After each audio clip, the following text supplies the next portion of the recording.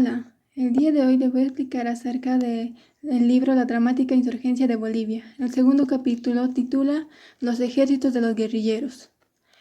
Las expectativas cuantitativas del número exacto con respecto a la participación de los líderes de guerrillas son distintas. No obstante, la acertada lo indica Bartolomé Mitre, señalando 6 principales e importantes jefes de guerrilla, que confrontó y puso en peligro el dominio del yugo español bajo el nombre de republiquetas. De esta manera surge en el corazón de Charcas, Chuquisaca, Oruro, Potosí, La Paz, Cochabamba y Santa Cruz. Seleccionan y consideran importante Potosí debido a las riquezas, Chuquisaca porque la audiencia se ubicaba en esa capital, mientras que los centros mineros eran La Paz y Oruro. Finalmente, por su importancia agrícola, se encontraba la ciudad de Santa Cruz y Cochabamba. Su organización directiva era la siguiente. Vicente Camargo, al mando de Cinti, fue una amenaza a la fortaleza Cotagaita, que daba protección a Potosí, permitiendo el acceso de argentinos, al contrario de Muñecas, quien obstruyó el paso a españoles. Por otro lado, La Laguna era liderado por los Padilla, al mando de Ignacio Warnes, la extensa capital Santa Cruz de la Sierra, centro de escape y de retirada. El principal centro de comunicaciones se situaba entre Misque y Vallegrande a manos de Arenales. Además de Ayopaya, ambos próximos dominaban las rutas de escape, opuesto a Chayanta, que no contaba con alternativas de salida. Asimismo, Tarija, comandado por guerrilleros como José Campero, Ramón, Manuel Rojas, Francisco Uriondo y Eustaquio Méndez. La mayoría independientes, aunque la cooperación solo se realizaba en emergencia. En objeto, las 6 mayores jurisdicciones conformaron un alto riesgo de peligro para la dominación española. Por ello, en 1816 se dio fin a las republiquetas. Tras el impacto, solo persistió Ayopaya, al mando de Miguel Lanza, conocido como el Pelayo boliviano. Su heroísmo lo reconoció como el líder que tomó parte en la fundación y consolidación de Bolivia. Incluso dio su vida por Sucre, presidente que le brindó confianza. Lo designaron como comandante tras el asesinato de Chinchilla, su amigo íntimo y comandante anterior de la guerrilla, quien confrontó a españoles con valentía durante bastantes años, así ocupando su puesto. Esta ciudad sirvió como cuartel general. El corazón de la república fue Palca, Machaca e Inquisibi, el núcleo para la próxima fascinante viaje aéreo, un territorio montañoso, los valles, la magnífica e impresionante cordillera real, destacando la nieve y al mismo tiempo la selva, una región seleccionada para hombres capaces y adaptados al medio ambiente, y la equidad sin distinciones sociales. Falsa información, contradictorio por el diario de Vargas, un soldado común, tambor mayor, nombre que no fue revelado. Un autor de la mejor fuente informativa de la Guerra de Independencia del Alto Perú. Desconociendo más datos el descubridor Gunnar Mendoza, el contenido de dicho diario era de una complicada escritura relacionada con el vocabulario utilizado. Era prácticamente imposible la traducción. Por lo tanto, lo siguiente hace referencia a lo escrito en el diario. El 5 de noviembre de 1817, sin ninguna orden, Moreno se dirigió a Paria, a la villa de Eugenio Flores, tras el supuesto célebre cumpleañero Anselmo Carpio, quien al ingresar a dicho lugar terminó muerto, dando lugar a los guerrilleros a abandonar y tomar preso a cuantos se toparan en las calles. Posteriormente envió al alcalde a Cavari, donde fue condenado a muerte por Lira, y Moreno junto a su banda retornó a Leque. Lira se dirigió a Machaca junto a Tambor Vargas, el autor propio del diario, repercutiendo el actuar de Moreno, siendo que la conducta les traería consecuencias por el saqueo y la aprehensión de personas inocentes ante los superiores de Salta y Buenos Aires, razón por el cual Moreno fue puesto como prisionero, decisión reprochada por Zárate, Ampuero, el sacerdote e incluso por su esposa María Martínez, que exigían su libertad. Dio paso con los mismos a su fuga próxima, hecho que alteró a Lira. Estaba tan furioso que además de llorar no quería comer. Convocó una reunión argumentando a los involucrados en el escape de Moreno, que Dios había permitido lo que había sucedido. En específico, el párroco afirmó que el Señor sería quien lo castigaría. Una nueva visión declaró Lira, dejando claro que ahora todo delincuente prisionero es un enemigo y debía terminar muerto en ese mismo instante. Su pensamiento le indicaba que Moreno se aliaría al enemigo, pero en caso de que volviese y pida perdón, lo perdonaría, pero sería retirado del servicio y no podría abandonar el territorio. Concluyendo el acuerdo con Zárate, la alegría del feliz suceso se plasmó en el toque de tambor a manos de Vargas. Moreno mostró su presencia al salir bajo la cama del párroco, donde escondido había estado escuchando la discusión. Agradecido se arrodilló y con lágrimas en los ojos besó la mano del comandante. Lira lo perdonó estrechando con cordialidad la mano de Moreno y cuestionando dónde quería permanecer.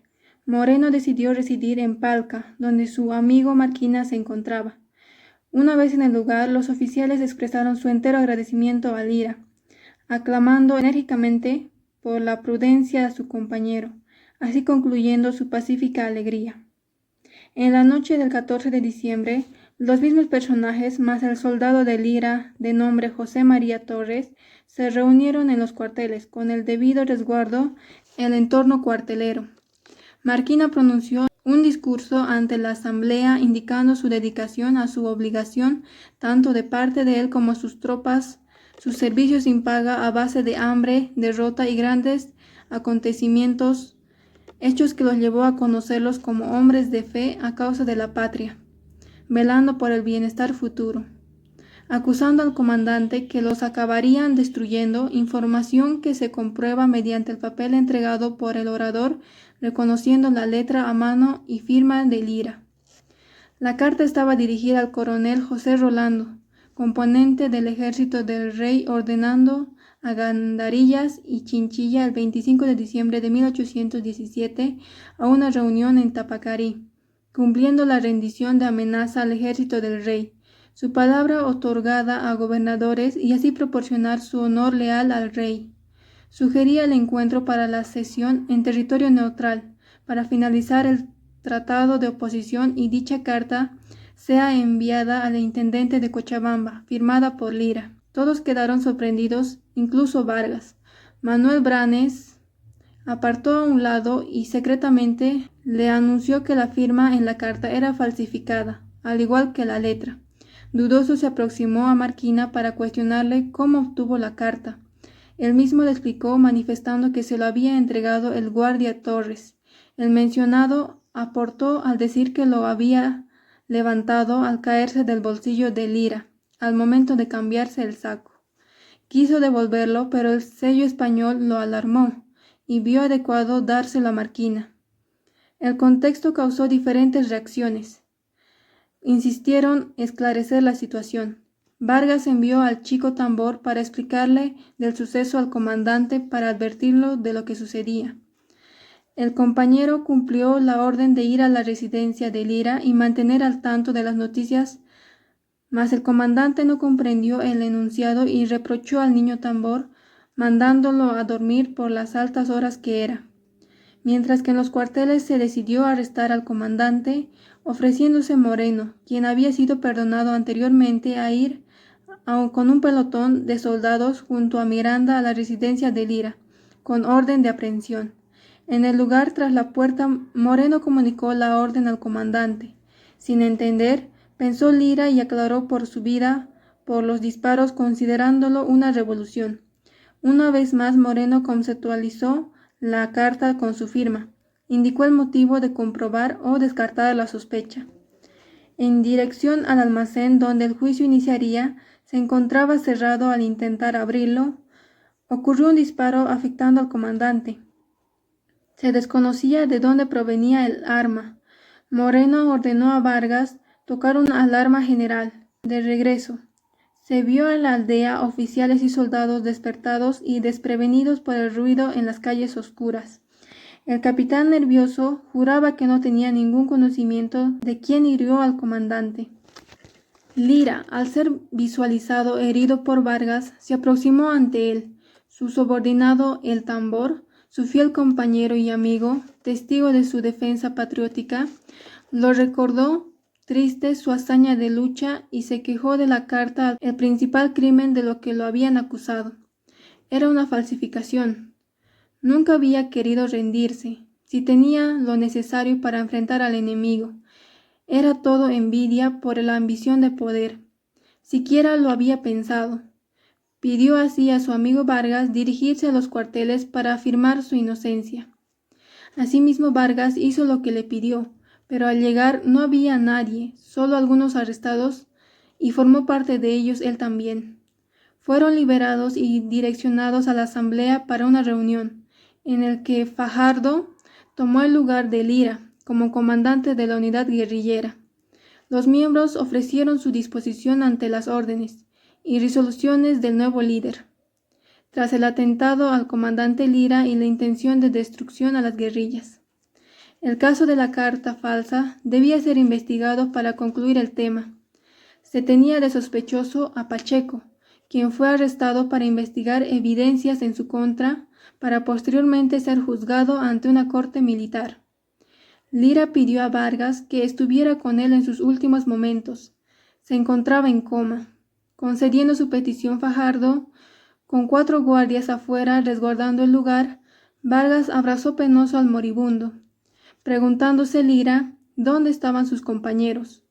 Otra vez abrazó al buen amigo, despidiéndose y aconsejándolo de asesinarse o dirigirse al enemigo para acabar el problema. Sus últimas palabras de compulsión fue: «Yo muero, pero siendo inocente. Ellos me han traicionado. Muero como un patriota y católico».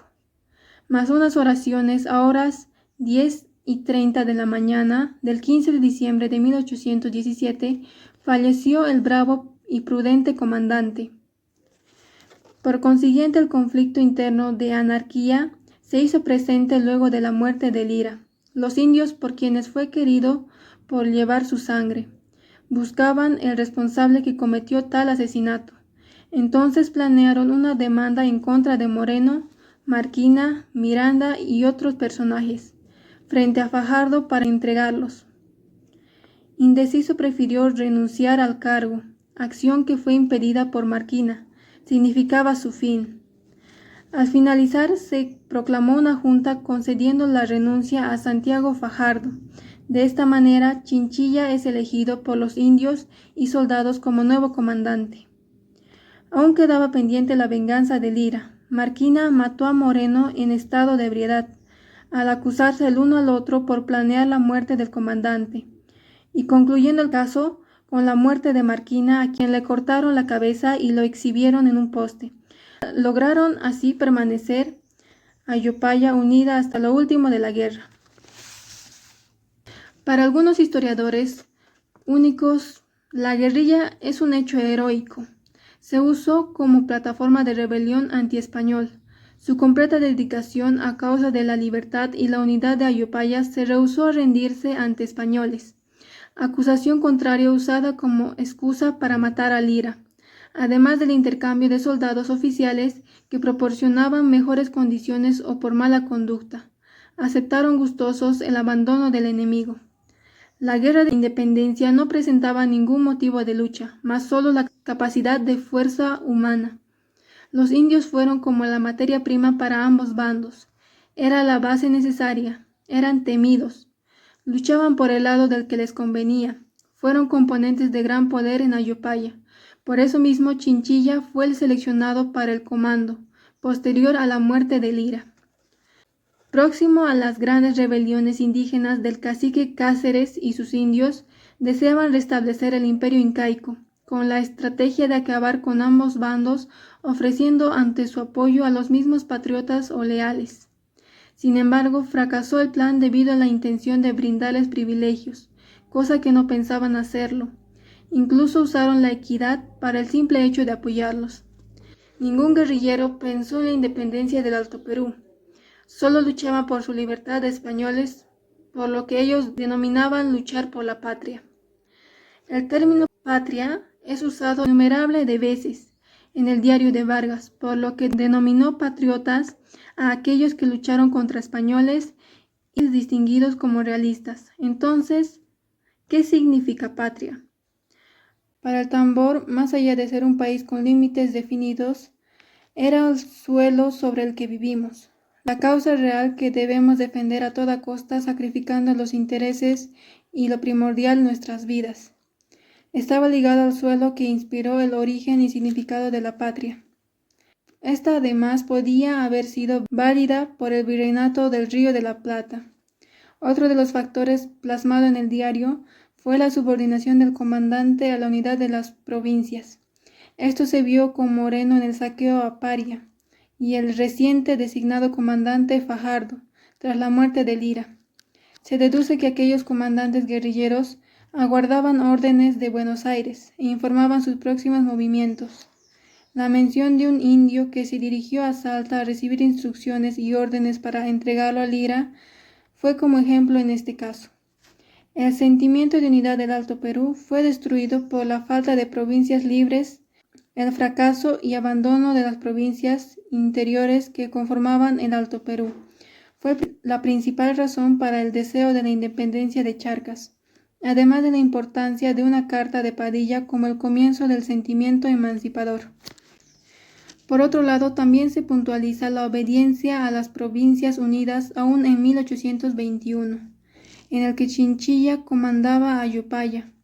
Miguel Lanza se presenta sin previo aviso a la República Guerrillera, quien había sido designado por el mayor de Argentina como el nuevo comandante, suceso que sin oposición aceptó Chinchilla. Al igual que Lira, fue acusado injustamente por Lanza de una supuesta cooperación con el enemigo, causando más adelante su muerte por fusileros. El antiguo compañero y amigo íntimo de Lanza argumentó su muerte por órdenes del superior de Salta, el señor querido por los indios y elegido por los mismos, quien mantuvo la republiqueta persistente enfrentando la ofensiva española. Había fallecido. Dio paso así a organizar la unidad guerrillera por Lanza y luchar hasta el final. Más lejano al propósito de luchar contra el enemigo español, las principales razones fueron las ambiciones, responsables de la muerte de Lira y Chinchilla. Las guerrillas y la faceta de historia de Ayopaya se reflejan como una parte integral de la historia de Bolivia, un significativo aporte hacia la independencia, mas no las creadoras de la autonomía boliviana.